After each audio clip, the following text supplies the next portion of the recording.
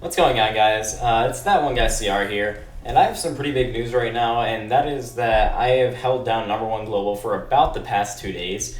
You can see that my closest competitor right now is behind 38. Ryan, he was only behind me by 10 trophies, but then it looks like he lost a game or two, and so now he's a bit behind. But he's another Nova pusher right now, so I wish the best for him, and hopefully we can get some good competition in ladder this season and break the trophy record. Today we're going to be going over a bunch of games, basically that I used to climb with Xbow. Right now, I've won about my past 14 to 15 ladder games with Xbow, not including draws. So I haven't lost any of my past 25 games. It's been all wins and draws. And so I actually forgot to close the clan, so we've got a bunch of requests coming in, but we're going to be covering every replay I shared. So let's go ahead and jump right into it. First of all, we face a Reese. I just showed you guys. Well, I already said I won every battle, so you already know the outcome of them all. But we're just gonna look at it. All right, so I'm actually going at 4 times speed by accident, but it didn't really matter. You can see we both. The beginning was just both of us cycling. I fireballed the princess, and then he threw down a mini P.E.K.K.A. And so the first thing this said to me was that, hey, this reminded me a lot of Guanek's old deck. And so you can see right here that he zaps the skeleton. I think, oh, no, that must be at a later time. I thought he zapped those, but no, he didn't. So yeah, with that hog, I've kind of determined that this is either Guanek's deck or Guanek's deck with Rocket instead of Freeze. And so the Ice Golem death damage brings those gobs really low. The princess does lock onto the tower, or the princess does lock onto the Xbow because, I mean, it's better for it to lock on to the Xbow than for the Xbow to lock onto her first, because then he just takes a bunch of damage, and the princess dies. I do end up logging the princess because I don't want her to do all that damage while my Xbow is locked. And so you can see we get off a ton of damage here while keeping even on Elixir, so I can't lie, I have a great matchup advantage against this guy. I have Tesla for his hog, I have a bunch of distraction for all his stuff behind.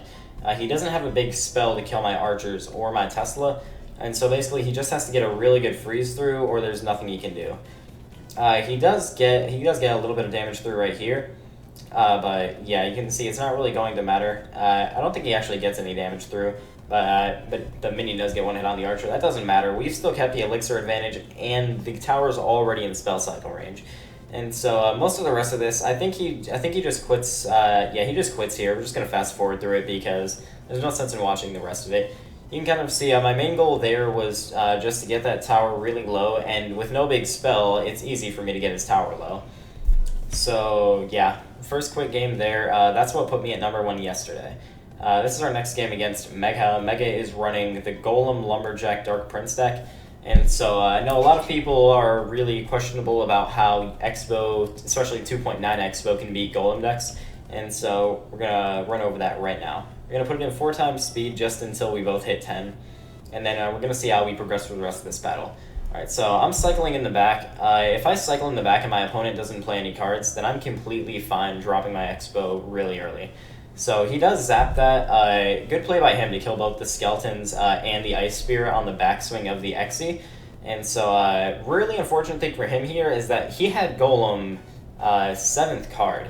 So he couldn't get that Golem down in time to tank for my Xbow. He couldn't get it down at all to tank for my Xbow.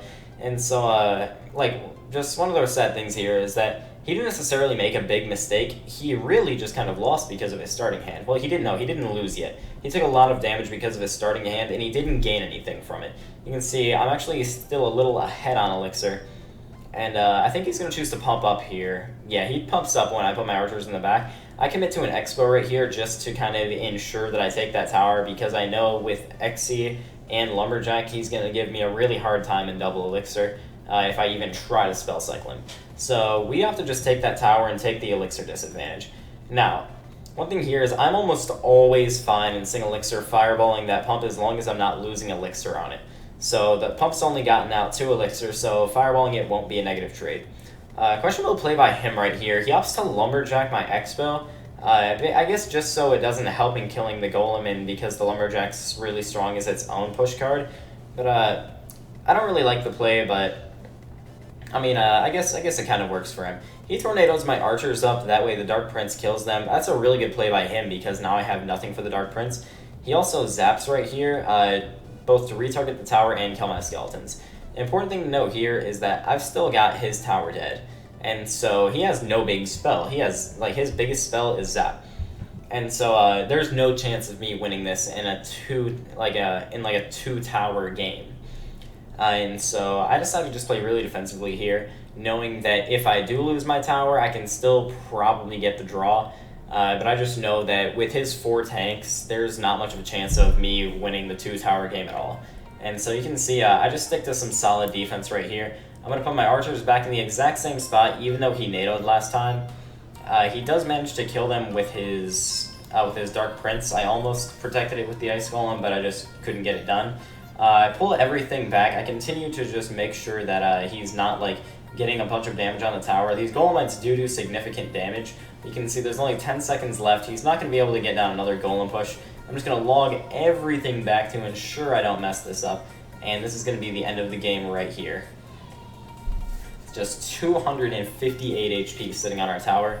And yeah, just a really close game there. Glad that I was able to hold on. Next game up is against Samuel. So this is against the lavaloon deck. And a lot of people like to ask me how on earth I beat this deck with only Tesla and archers. Because when the opponent fireballs your archers and then like balloons your Tesla, it can be really hard to defend. And so right now we're just going to see how I do it. Alright, so first things to note here is that I usually think, from what I've seen from Samuel, is he plays a lot of Hog, and he plays a lot of, like, well, really just a lot of Hog. And so right now, I don't know exactly what he has, of course, but I'm assuming it's Hog. He plays a Tombstone, so I believe it's Hog Rocket. As soon as he plays this Mega Minion, I know for sure that it's a lavaloon, especially with the guards combined. I know I'm not going to be able to support this Xbow well, and so I have to just let it die. He does go up on me by about 1 elixir, but I'm willing to take the down trade even if that Mega Minion gets a hit, just because I know that I've got both of his ground tanks out of hand. His Zap does allow his Mega Minion 1 hit. I think that's a really bad play. I mean, in lavaloon, you're going to be taking the opponent's tower in generally 1 push, especially against Xbow. And so that gave me the elixir advantage and kind of put anything he could have, like, used that Zap on. Maybe if I was trying to, like, distract with archers, he could get those, he could kill those quicker. But, yeah, I just think that was a bad play by him. We do keep that Xbow alive, which stops the Lava Hound from advancing. That's very important because the Lava Hound has a further range than the balloon. Alright. And yeah, so the Lava Hound has a further range than the balloon, so it's going to kind of sit back and snipe the Xbow. Whereas the Loons has to get right up on top of it, and that lets the Tesla hit the Loon before it locks onto the Hound. And the Loon is the biggest threat in that deck, clearly. And so killing the Lava Hound after, you can see, stayed about even on elixir. He went up a little bit, especially after that 3 for 4. But right now he's only got 1,000 HP left, and I'm not really afraid of what he can do. So you can see right here, I know I'm down a bit of elixir, so I'm going to go ahead and just play really defensively. I'm going to defensive Tesla. Notice the placement. This placement is going to pull the Lava Hound most of the time unless it like collides with another one of his troops. So we log the guards back just to make sure that they can't really hurt us. He does fireball the archers, which is what I was talking about before. So this Lava Hound is about to die. Unfortunately, we mistime our fireball a little bit and the pups survive. The Loons just hit the first Tesla, and so it doesn't have its balloon ready for the second one once we actually get it down. He opts to try and go hard in the paint when we Expo, knowing that we're losing 6 elixir on that. And so we opt to just fully pull this Mega Minion. We're going to Tesla up high on the right here, just to make sure that he can't really destroy us in this push. So we're going to go down a little bit of elixir on this fireball. There's only 17 seconds left. We know he can't get down his lavaloon push because he's just spent all of his elixir. And so we're going to go ahead and just wrap this game up with a little bit of defense with the archers. He's BMing, so we kind of BM back. And that wraps up the game. Our next game is going to be against Taka. So Taka has Golem Night Witch with Baby Dragon Tornado. And from what I've seen from a lot of people, they think this is like a really bad matchup, and I'm not disagreeing. This is a bad matchup, but there's a lot of ways you can improvise and be able to just like sneak around your opponent's defenses, like without giving up too much damage. And we're going to see that right now. So once again, we're going to fast forward until we're both 10 elixir and we start playing cards. So first thing he does, I believe, is drop a Night Witch in the back.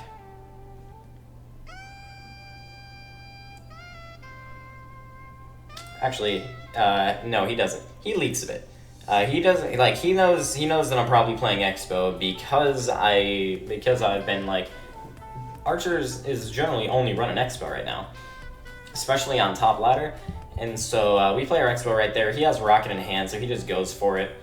He does play his Golem in the back, I believe. No, actually, now he goes Night Witch in the back because he knows we can cycle back to Xbow while still having our defense up. I have to just go defensive Tesla in the middle here because I know he's probably going to play a Golem.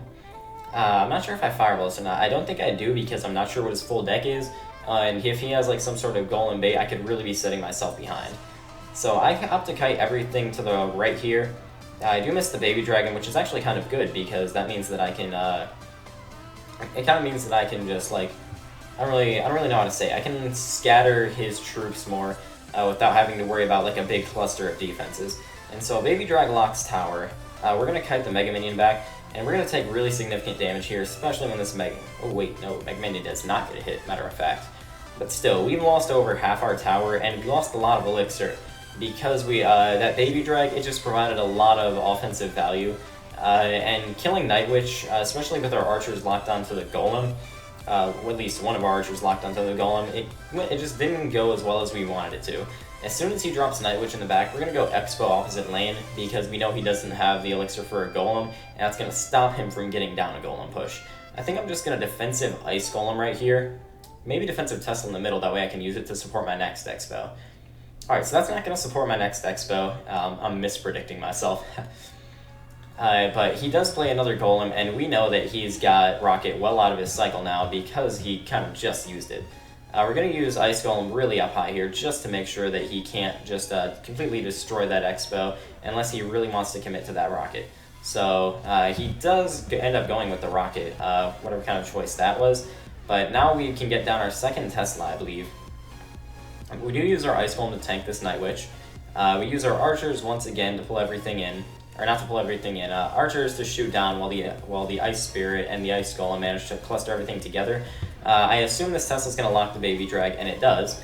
We go opposite lane. He doesn't really have the elixir he needs for a Golem, and so he's just going to just defensive Ice Spirit and Rocket this. -1 trade for him. We're up a little bit of elixir. And right now, I think I'm feeling like I'm gonna play for the draw because I know he has Golem in hand, and he's not gonna get Golem and a Rocket out of his hand at the same time if he can choose so. So right here, he plays Golem in the middle, and I know that I can easily just spell it. Or I know I can just spell his whatever he opts to defend with on the left side, and then Tesla the Golem on the right side. So Tesla at the far right pulls the Golem out of the range of the Xbow, and we get a tower lock.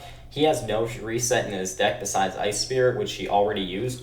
And like he might have had it down back in time, or he might have had it back down, but it didn't get down in time. And so we get that final lock that allows us to take the tower, although I do believe we could have still spell cycled him one more time, regardless of that. Our next match is going to be our second to last match of the day. This is against Legendary. This match actually made it on TV Royale a little bit ago. Yeah, so you can see obviously I won. It's Xbow 2.9, clearly, versus Giant 3 Musk. And this is, again, one of just really bad matchups. And so let's go ahead and watch it and just go over my thought process the whole match. Alright, so obviously the game's starting. I don't really know this person or who the pusher is, so I don't know what they could possibly be playing. I believe I just dropped Ice Spirit in the back, then Skeletons in the back. No, actually, Ice Spirit in the back. Because I know that Pump usually means 3 Musk, and up here that means a lot of the time Giant 3 Musk, I often just log Fireball it. I take an overall -1 trade. We're dropping some frames here on stream, or on the recording. But you can see he's going all in because I just Fireballed and used my Ice Spirit. Instead, we're going to pull all of these minions down to the bottom right, make sure that we can go ahead and splash them. Archers are going to clear that out nicely. We do go down 1 elixir on that whole trade, and because of our Ice Spirit at the beginning, we're down 2 elixir in total now. But he still has to deal with those archers, so if he doesn't want to deal with those, we're going to get a bit of elixir on him.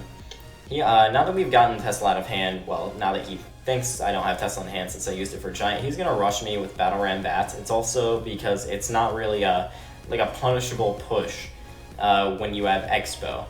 I can't really punish him for doing that. because he can just he can zap my skeletons, and if I use Ice Golem, then I'm also using like more elixir than he probably would have, and then he knows I don't have Ice Spirit in hand. So he opts to do that.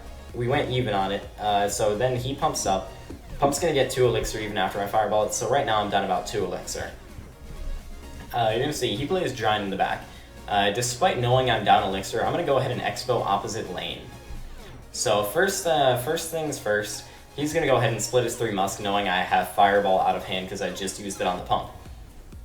I just log these 2 musketeers on the right side just because I know that like, it's just more important than killing a gob gang if I can manage to split up his push.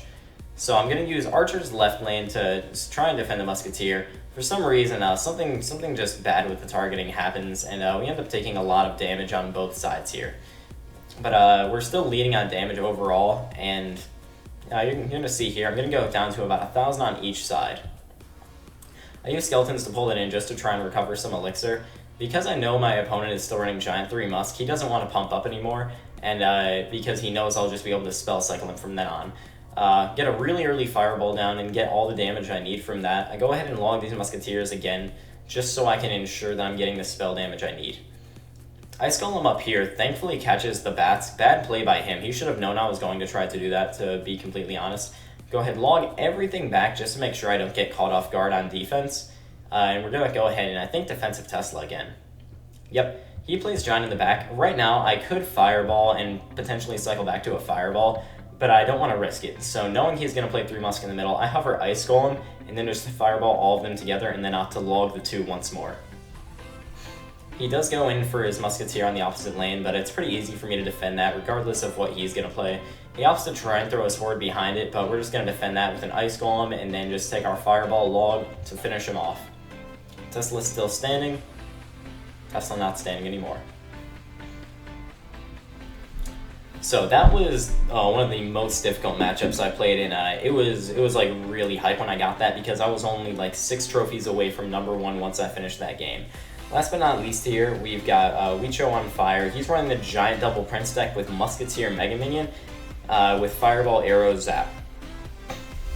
So now I'm going to show you a bit about how I like to play against this deck. It's a lot different than playing against the bait version, but it's almost the same as the Ewiz version instead of Musketeer. I'm assuming he doesn't have max Ewiz and that's why he's running Musketeer, but I think the Musketeer version is actually better in a way because of your ability to kind of like snipe the Xbow from behind without having to retarget it.